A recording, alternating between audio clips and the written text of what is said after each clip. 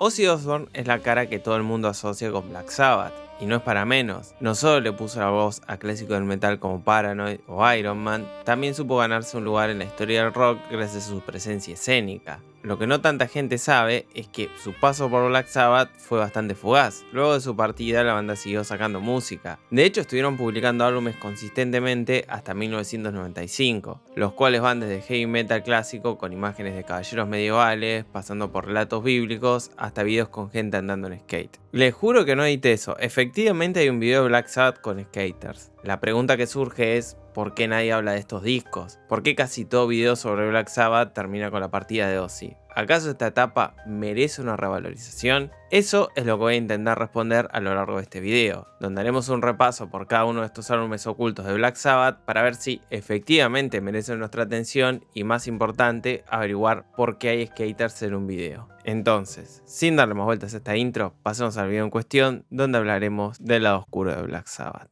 Antes de seguir, debo aclarar que ya hice un video sobre los primeros años de Sabbath y otro sobre la discografía de Ozzy, así que si quieren más información les adjunto los anteriores, pero de todas formas hago un breve repaso. Black Sabbath inicia en Birmingham allá por 1969 con Ozzy Osbourne en la voz, Tommy Iommi en la guitarra, Geezer Butler en bajo y Bill Ward en batería. Al poco tiempo se convierten en leyendas tras editar entre 1970 y 1975 6 álbumes fundamentales para el metal y el rock en general. Estos son considerados pioneros en géneros como el doom metal, el heavy metal, el black metal y hasta el thrash. Por desgracia, producto de las presiones propias de la industria y el abuso de sustancias, empiezan a aparecer tensiones dentro del grupo hasta que finalmente Ozzy es sacado de la banda. Ahí es cuando inicia su carrera solista y se convierte en el personaje icónico que hoy conocemos. Si les interesa saber más de esta discografía, como ya les dije, está el video que hice al respecto. Si no tienen tiempo y quieren escuchar algo de Ozzy, les recomiendo Blizzard of Ozz de 1980 y No More Tears de 1991. También podrían escuchar Tribute de 1987,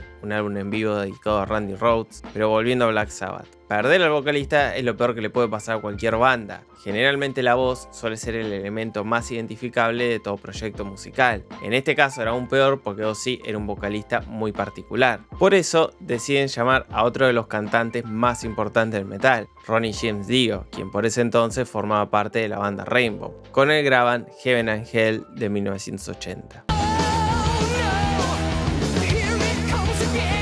La llegada de Dio provoca un cambio significativo respecto al sonido clásico de Black Sabbath. Toda la cuestión psicodélica desaparece para dar paso a canciones más veloces con imágenes de caballeros medievales como en Neon Knights.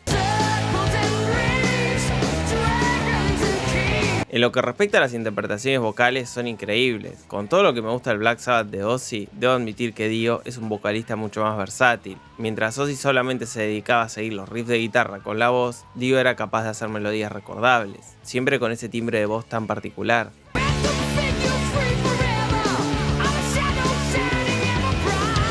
Con eso dicho, dentro del álbum hay cosas del viejo Sabbath. En todo momento se distingue la guitarra inconfundible de Tony Iommi, más que nada en las canciones lentas como Children of the Sea o la que titula el álbum.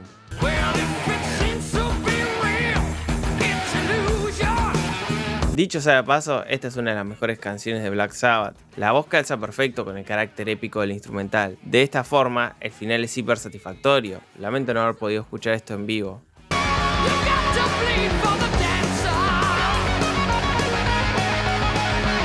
Otro momentazo es Die Young. Las distintas atmósferas que van transitando a lo largo del track están geniales, sumado a que Dio puede hacer alarde de su versatilidad. Aún así no llegan a compararse con los clásicos del grupo. Cuando se meten en el hard rock, a mí por lo menos me pierden. Walk Away y Lady Evil son canciones ochentosas bastante estándar.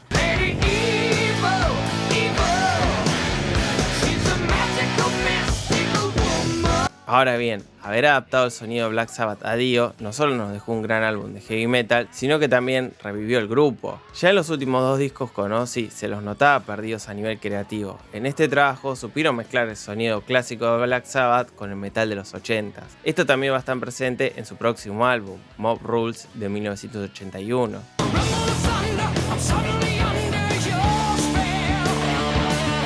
Este es un disco parecido al anterior, tenemos canciones con riffs bien sucios y grandes momentos vocales de la mano de Dio, aunque acá hay una búsqueda más oscura en canciones como Turn Up the Night.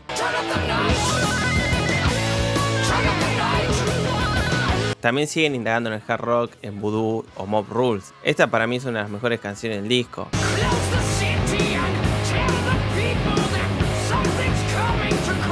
Otro gran momento es Sign of the Southern Cross.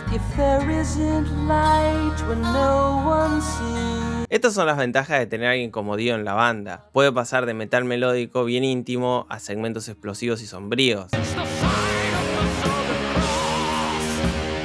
De hecho, en este disco tienen cosas que casi llegan a ser metal progresivo, como Falling Off of the Edge of the World.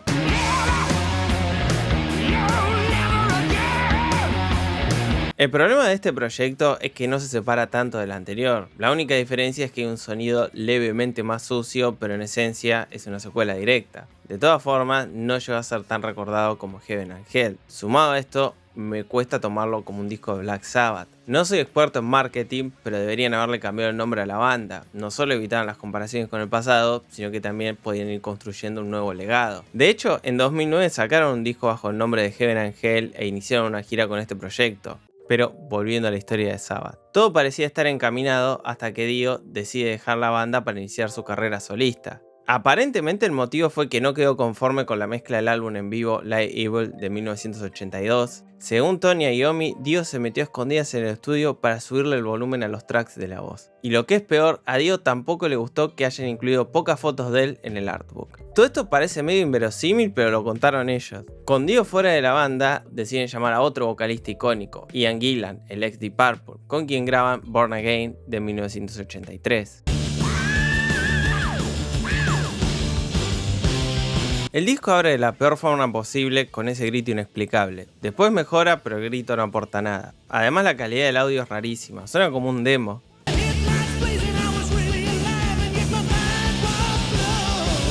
Más allá del tema de la producción musical, los tracks están estructurados de forma extraña. Para citar un ejemplo está Zero de Hero, una canción de 7 minutos que propone una experiencia épica, pero queda perdida por la falta de una estructura coherente.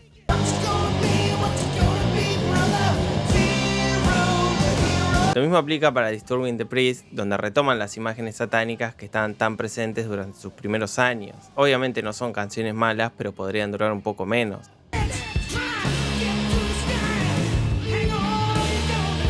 Dicho esto, Digital Beach es una de las peores canciones que hicieron. Para quienes no sepan inglés, la traducción sería algo así como zorra digital. Lo que no entiendo es por qué el estribillo parece la intro de una serie de superhéroes. A lo que voy es que la falta de coherencia dentro del tracklist, sumado a la producción musical desprolija y la extensión de las canciones, hicieron que en su momento este proyecto no reciba buenas críticas. A mí por lo menos no me parece particularmente malo. Si les gusta el hard rock seguramente encuentren algo para llevarse, pero no es lo mejor que tiene para ofrecer Black Sabbath. Por eso con este disco prácticamente termina el grupo. Luego del lanzamiento, tanto Gillan como Geezer dejan la banda. Ahí es cuando Iommi empieza a trabajar en un disco solista, el cual contaba con la presencia de Glenn Hughes, también ex vocalista de Deep Purple. Sin embargo, Warner los obliga a publicar bajo el nombre de Black Sabbath y así nace Seven Stars de 1986.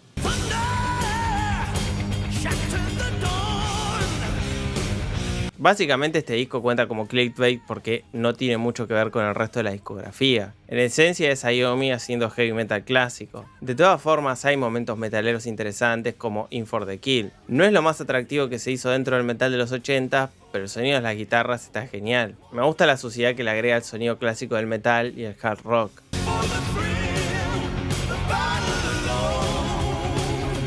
Pero por fuera de eso no es un proyecto tan atractivo. Por ejemplo, el riff de Seven Stars parece estar interpretado con la peor de las ondas.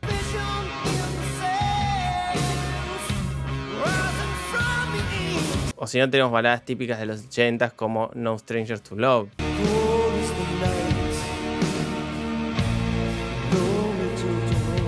En definitiva, es un disco que no aporta tanto a la discografía de Sabbath ni al metal de los 80. Para ponerlos en contexto, ese año salió Master of Puppets de Metallica, Rust in Peace de Megadeth y Raging Blood de Slayer. Tener a uno de los pioneros del género haciendo un disco tan genérico es bastante fuerte. Ahora bien, para sorpresa de nadie, Glenn Hughes deja la banda para dar paso a Tony Martin, con quien graban Eternal Idol de 1987. Esta es la etapa menos interesante de Black Sabbath, dado que se meten de lleno en el heavy metal, dejando de lado todo tipo de experimentación. Por ejemplo, The Shining cae en todos los lugares comunes del género.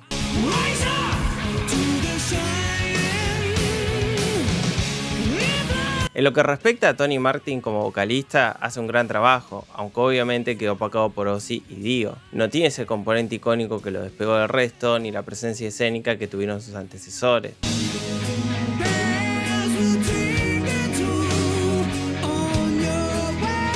Habiendo dicho esto, todos los problemas vinculados con el disco no tienen absolutamente nada que ver con el apartado vocal. En líneas generales es un proyecto que se hace pesado a medida que avanza el tracklist. O sea, no soy muy fan del heavy metal clásico y las voces limpias, por eso mi juicio tal vez esté viciado por el gusto personal. De todas formas, el trabajo de las guitarras no va más allá de riffs interesantes como puede ser Ancient Warrior o Hard to Love.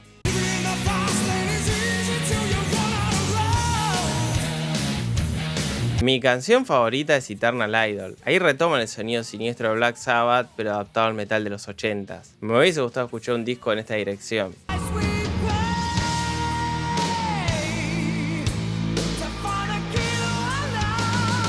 Por desgracia el disco no fue tan bien recibido, pasó sin pena ni gloria. Si no me equivoco fue redescubierto gracias a internet. Así todo no es un trabajo tan celebrado. Esto no desanimó a Black Sabbath, dado que en 1989 editan Headless Cross.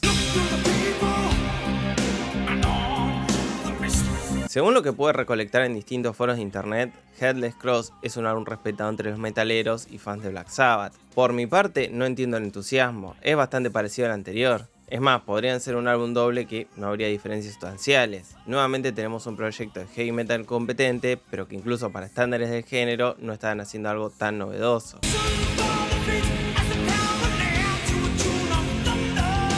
Aún así hay cosas a destacar. El track que titula el álbum tiene una construcción entre épica y oscura muy bien lograda, o si no, The Devil and the Daughter tiene versos muy potentes.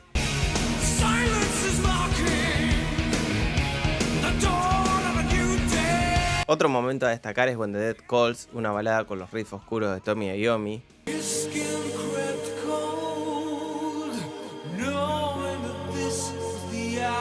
Fuera de eso no hay mucho más para agregar. Para finales de los 80s y principios de los 90s, el metal estaba teniendo su momento más creativo con el groove metal, el rap metal, el thrash y el death. No esperaba que se pongan una gorra para atrás y rapeen, pero podrían haber hecho algo un poco más jugado.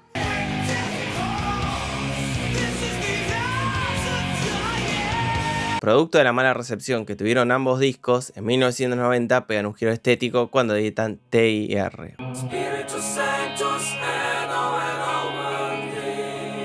Este es interesante porque, si bien siguen dentro del heavy metal, hay una construcción más épica donde se experimentan con voces limpias armonizando, como en Amo Mundi, la cual tiene hasta un tono bíblico.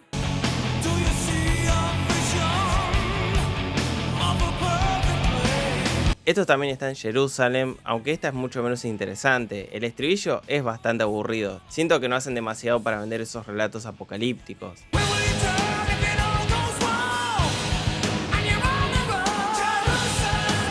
Después hay canciones que me gustaron como The Sabbath Stones. Está genial cómo van construyendo ese final hasta llegar a los solos de guitarra.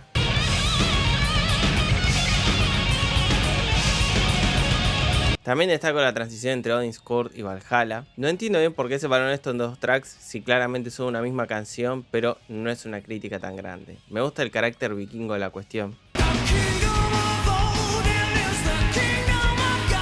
Aunque el disco no se sostiene demasiado en su totalidad, no quiero repetirme demasiado, pero pasa lo mismo que con los anteriores. El tono general se siente redundante, siempre usan más o menos los mismos recursos sin ningún tipo de giro novedoso o vuelta de tuerca.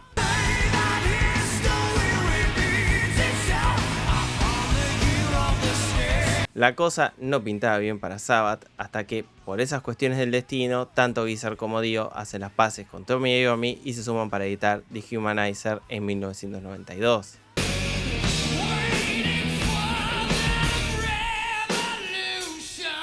Este es un proyecto significativamente mejor que los anteriores, ya de por sí hay canciones estructuradas de forma más interesante como Computer God. Ahí recuperan esos riffs que invitan a mover las cabezas, sumado a la voz de Dio aportándole el toque siniestro.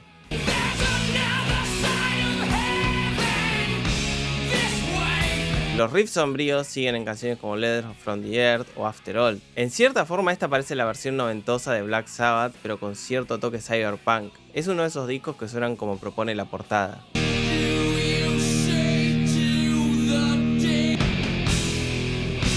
A todo esto, en el álbum está TV Crime, la canción del video de Skaters.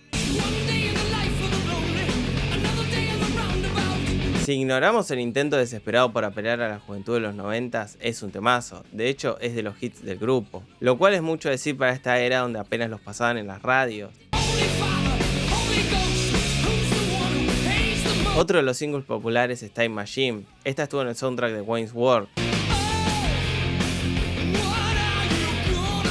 Me gusta cómo en el disco aprovecharon varios de los sonidos que andaban dando vueltas en los 90s sin dejar de ser Black Sabbath.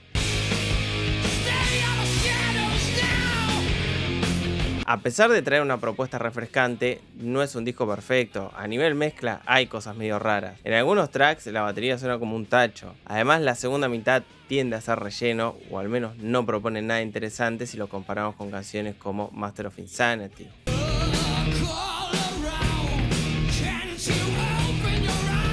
Irónicamente, al poco tiempo, Dio vuelve a irse del grupo en malos términos. Hasta donde sé, sus compañeros de banda aceptaron ser teloneros de Ozzy. A Dio esto le pareció una falta de respeto y se fue del grupo. Ahí es cuando vuelve Tony Martin y en 1994 editan Cross Purpose.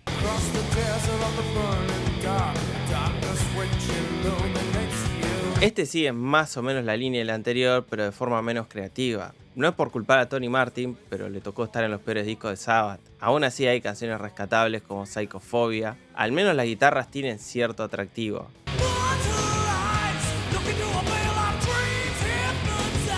Después en Virtual Dead hacen algo que recuerda bastante a Alice in Chains. Me hubiese gustado escuchar el disco grunge de Black Sabbath, pero lamentablemente no sucedió.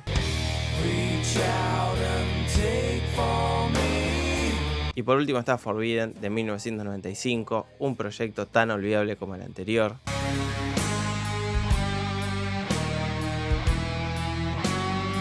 A cada rato parecen querer retomar el sonido clásico de Black Sabbath, aunque se nota la ausencia de Ozzy. Lo que hace Tony Martin es algo más teatral y correcto.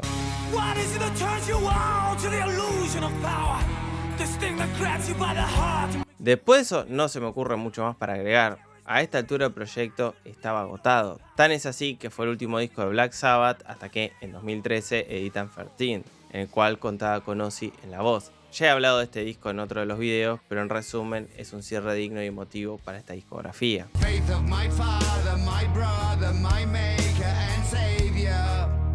Y como ya deben saber, el 5 de julio de 2025, Black Sabbath se despidió de los escenarios a lo grande con todos los miembros originales en un estadio lleno. Y pocos días después del concierto, muere Ozzy poniéndole fin a esta discografía. La razón por la cual casi nadie menciona a Black Sabbath sin Ozzy es porque, musicalmente hablando, no se parecen en casi nada a los primeros álbumes. Por fuera de los cambios de vocalista y las apreciaciones personales, se nota que querían experimentar con otro tipo de sonidos. Desde la llegada de Dio se convirtieron en una banda de heavy metal con algunos desvíos estéticos ocasionales, mientras que en la época de Ozzy buscaban experimentar constantemente. Si siguieron bajo el sello de Black Sabbath fue por cuestiones de marketing y presiones de la discográfica. Culturalmente la banda termina con Sabotage. Tal vez como mucho algunos incluyen Heaven and Hell o Dehumanizer, pero el resto de la discografía quedó olvidadísimo. Si alguna vez ven a alguien con una remera de Helldivers Cross, me mandan la foto a Instagram. Y con eso voy a terminar este video. No sin antes agradecerle a los miembros del canal, esta gente que mensualmente hace un aporte económico para que el canal pueda existir, o quienes donan ahí con ese botón de super gracias. La verdad que toda ayuda es un montón. También se agradecen los comentarios, que compartan, que me sigan en Instagram, Twitter o toda red social que encuentren por ahí. Por ahora me despido y nos estaremos viendo la semana que viene.